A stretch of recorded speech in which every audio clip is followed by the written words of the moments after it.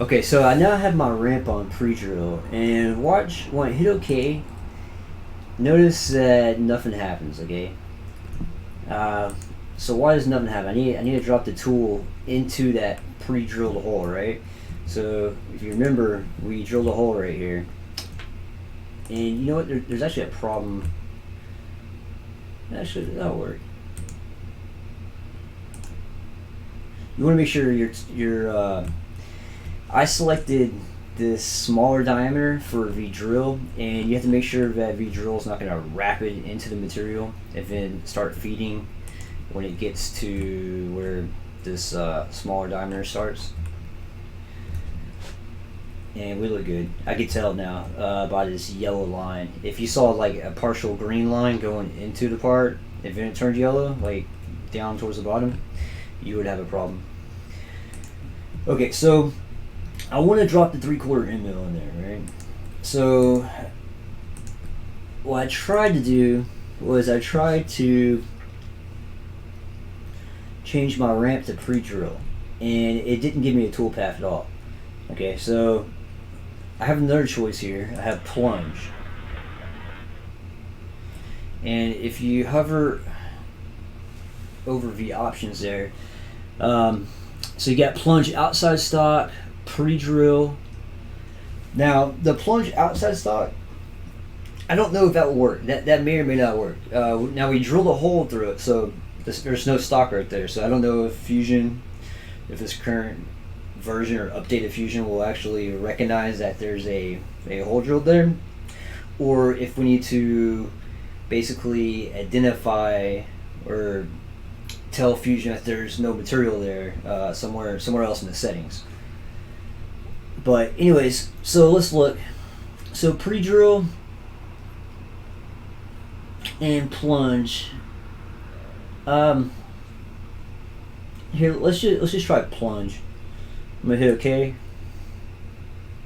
Okay, so it gave me a toolpath. It looks good. I mean, that toolpath's not gonna work, but it's a start. It's a toolpath. All right, so the tool. Hold on, that went kind of fast.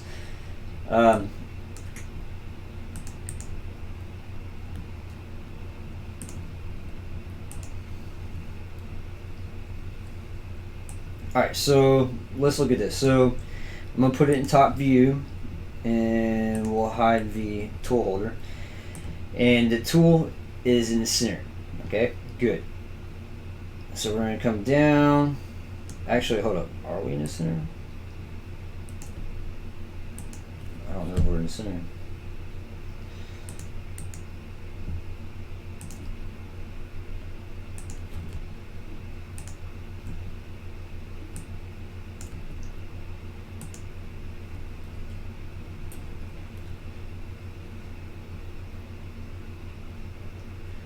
Alright, so I couldn't tell the tool was actually in the center. It kind of looked like it was off a little bit.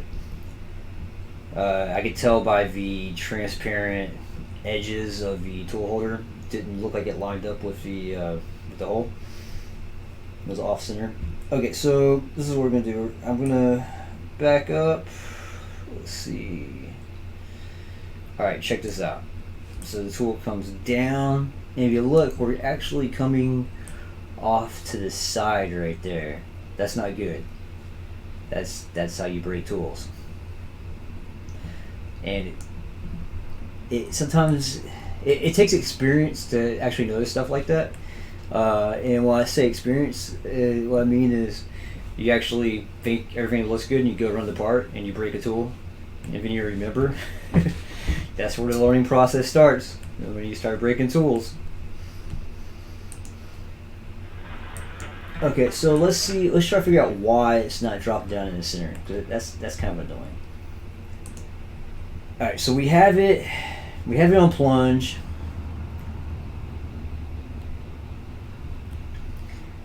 It could be something like,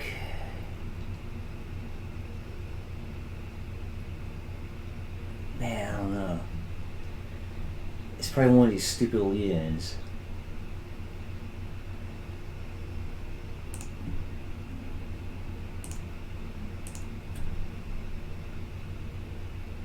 Let's try this. That's still not it.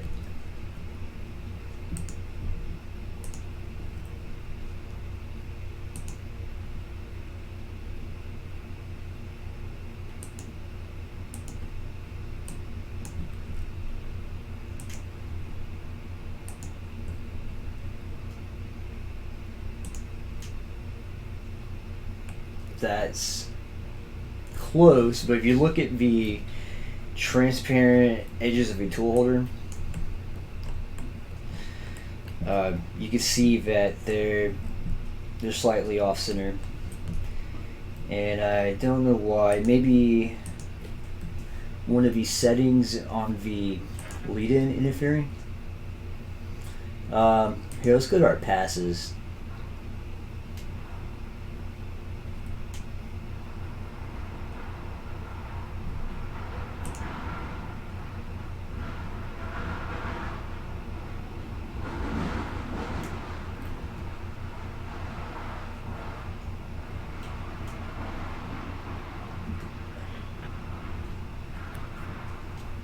Dude, this microphone picks up everything. There's like a loud truck.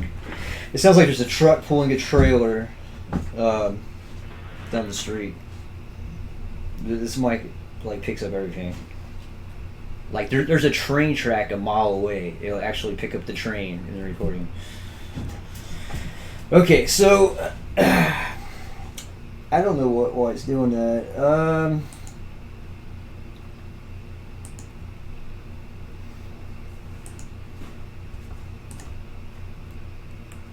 So we're in the center right there. There's something interfering with it that's making it not drop down to the center, which is stupid. This safe distance right here, so the safe distance is the minimum distance between the tool and the part surfaces during retract moves. Okay, that's retract moves. That should be like a Z value.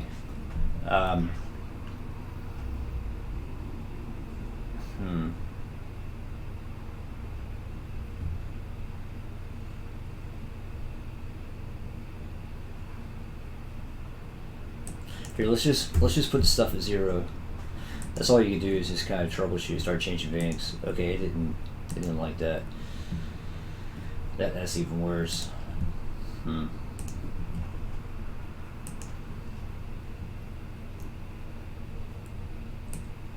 Oh, this is kind of dumb. Here, let's just not select the pre-drill position at all. No. And this is the world of CAD CAM right here. I'm trying to troubleshoot your settings to figure out why the tool isn't doing specifically what you want to do. I mean, you could throw any toolpath at it, but sometimes, well, okay, 90% of the time you're going to get a tool to make a specific move, and if it doesn't make that specific move, you're not going to make money. You're going to lose money because you will break tools or wear them out too fast, or jump parts. Okay, man. Let's see. First off, we got a lot of stuff to change here. Let's go ahead and change, because the way we're using the tool, let's go ahead and change this to a 20,000 step over. That's because we're going full depth. Okay, that actually solved our problem right there. That was kind of dumb. Welcome to the wonderful world of CAD CAM here, guys. Okay, so what I did, okay, so the problem I was having was the tool wasn't dropping down to the center, right? Because we drilled a hole right here specifically for the tool to drop down and take a full depth cut using the side of the cutter, hence making the tool last longer. And the tool wasn't actually dropping down to the center of that drill hole. Okay, so and my settings were, I had the pre-drill position. You know, I don't even know if this even matters. Here, let's just find out. Yeah, I had it doesn't matter. I had the pre-drill settings set to the center of the hole, and it wasn't dropping down to the center, but it doesn't matter. Not as is. Now my step over was, I think it was like 0.7. It was something like that, which is too much. If we're taking full depth of cut, that's not going to work. Okay, so it's most likely something in my settings. Like, it's supposed to drop down to the center of the hole. If somebody sees something bad, don't leave a comment and tell me so I know. But anyways, it doesn't really matter because I had the Toolpath I want. My maximum step over is 0.02. This is, we'll say it's 4140 mil, so it's carbon steel. And we're going about an inch depth of cut, so we're only going to move over 20 thousandths increments. Okay, if you move any more than that, if you move much more than that, you're gonna kind of shake things up. Meaning the tool is not going to cut good.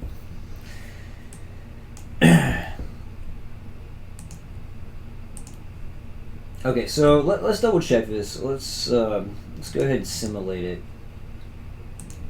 I might have the illusion that the tool is dropping down to the center because we're only taking 20 thousandths step over. So let's take a look at this. Fast forward this. Whoops. All right. Fusion stop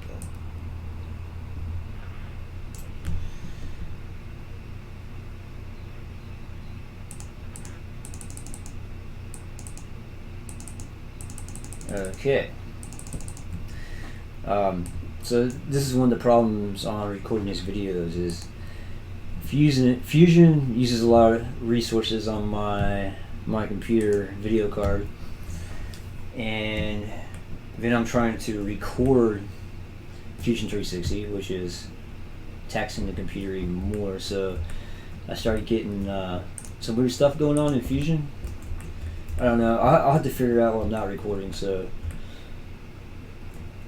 it could be just that I'm kind of taxing the computer a lot with using Fusion and trying to record the process. Okay, so I got the pocket. It looks good. We're close. I'm pretty sure we're close. If you zoom in really close, we're really close. It may not even matter. It would work. There could be a little issues. But we're gonna go with that for right now. Okay, so let's go ahead and look at our processes here. All right, so I'm gonna simulate this. So we have our face operation. Face 30 thousandths off. We drill the hole. We do a adaptive clearing. Speed this up a little bit.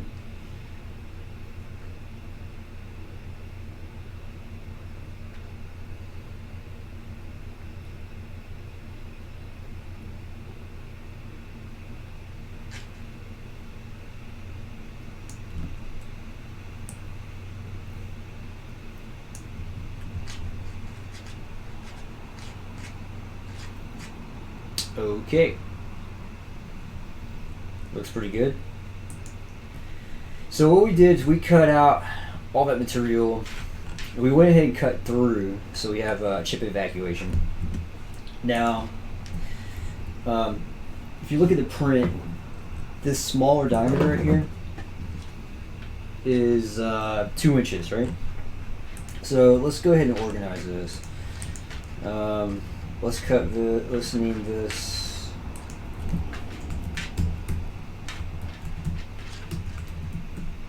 outside rough.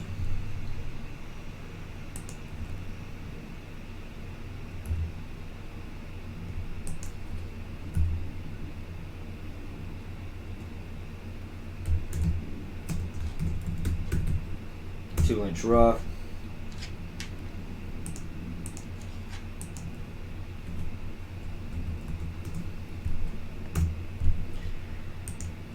Alright, so I'm gonna go ahead and I'm gonna go to, now I'm not gonna use pocket again because I don't have that much material left to cut. If you look at the print, this ID is 2 inches and this ID right here is 2.236.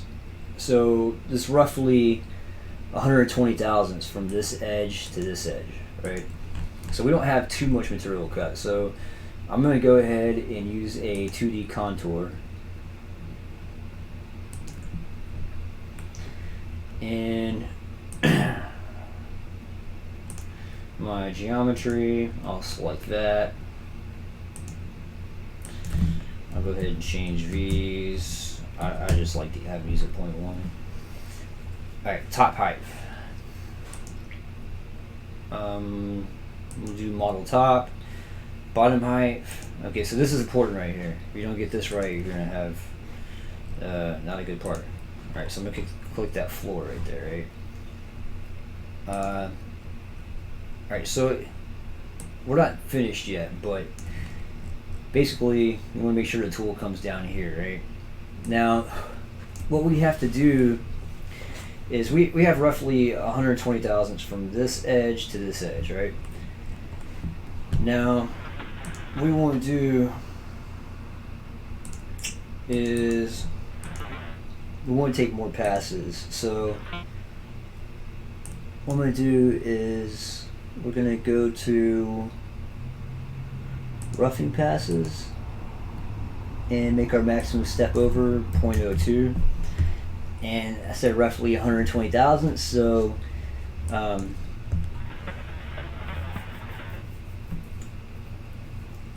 so we'll go 6 passes,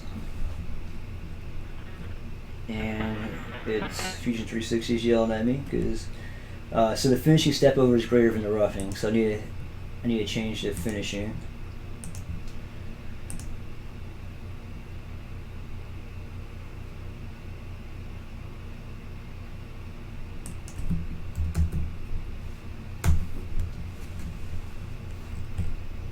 So I have something that looks like that. Now, let's do this. Let's go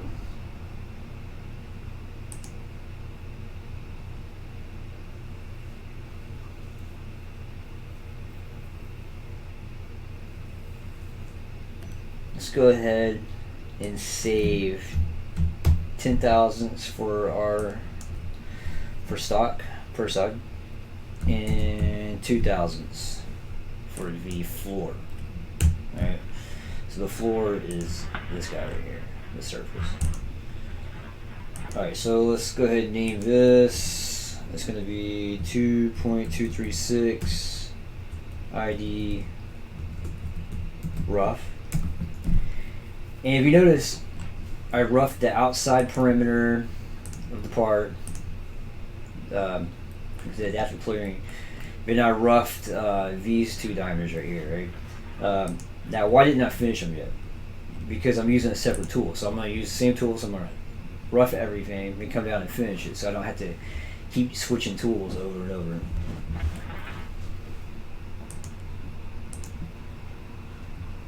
Okay, so getting closer here. So now let's go ahead and finish everything. So I'm going to go to 2D contour, and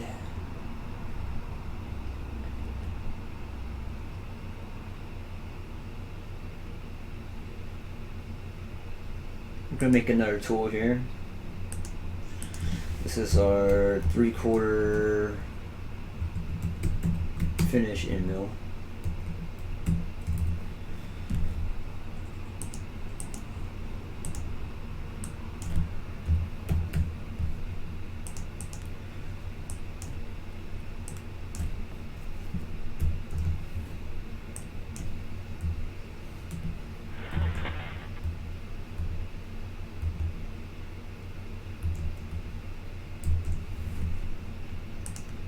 And we got it tool 4. I'm gonna hit OK.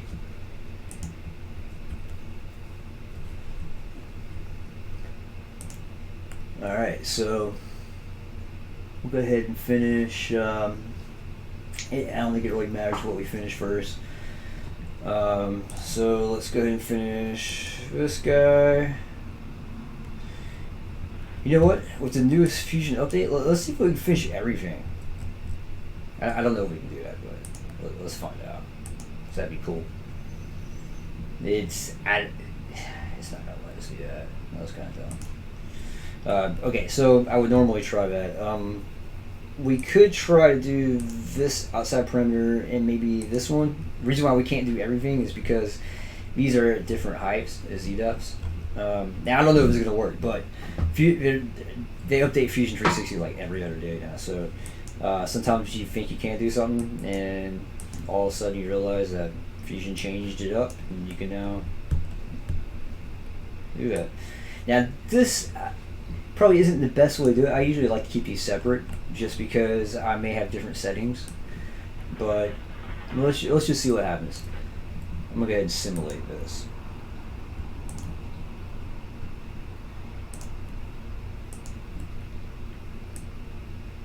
Okay, so first problem, look at that tool. The tool is not going down far enough. It's going far down enough right there. So the little experiment didn't work. No problem. Only wasted like 30 seconds. And now I know. Try it again next year. Maybe they'll update it. Okay, so let's start with this outside perimeter. Bottom height. Put it on model bottom and go down extra 30 thousandths. We'll have to check, make sure that the overall Z depth isn't like much deeper than the outside rough. You want to make sure you have those kind of close. If not, you're probably fine, but it's something to watch out for. You want to keep it consistent. Okay, so minus 30 thousandths. I like to zoom in and make sure it's actually going in the right direction. Okay, I think we're good. Let's hit OK.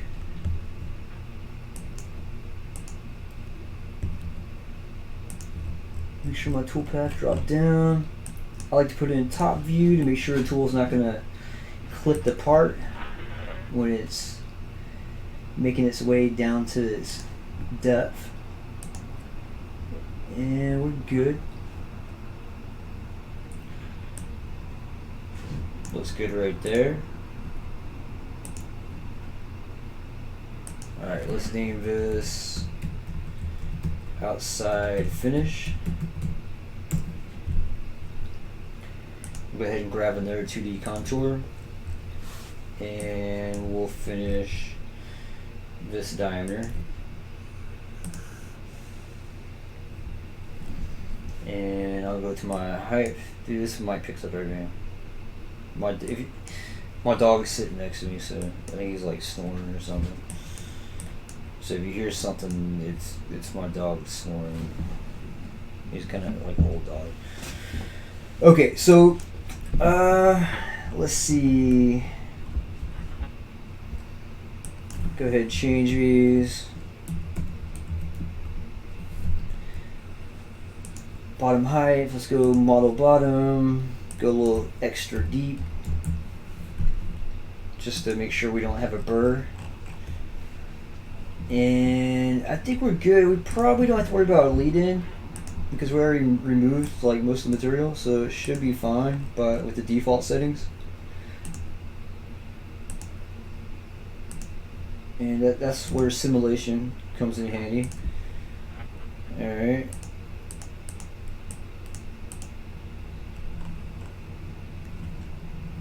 Looks good.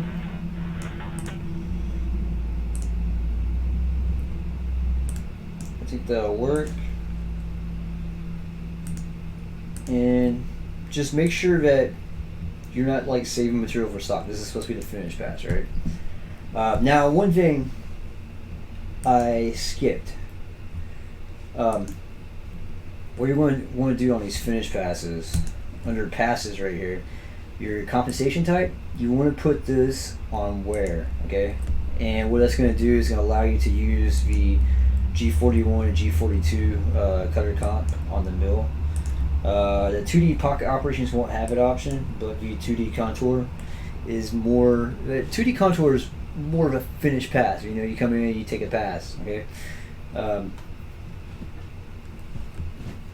So think of pocket operations as roughing and 2D contour as finish, even though it's not really a finish because you could take multiple passes, but it's just a good way to look at it. All right, so this is the 2-inch ID finish. Okay, so now what we're going to do is we're going to go to 2D contour, and we're going to do the same thing, except this time we're going to select the 2.236 diameter or ID. Same tool.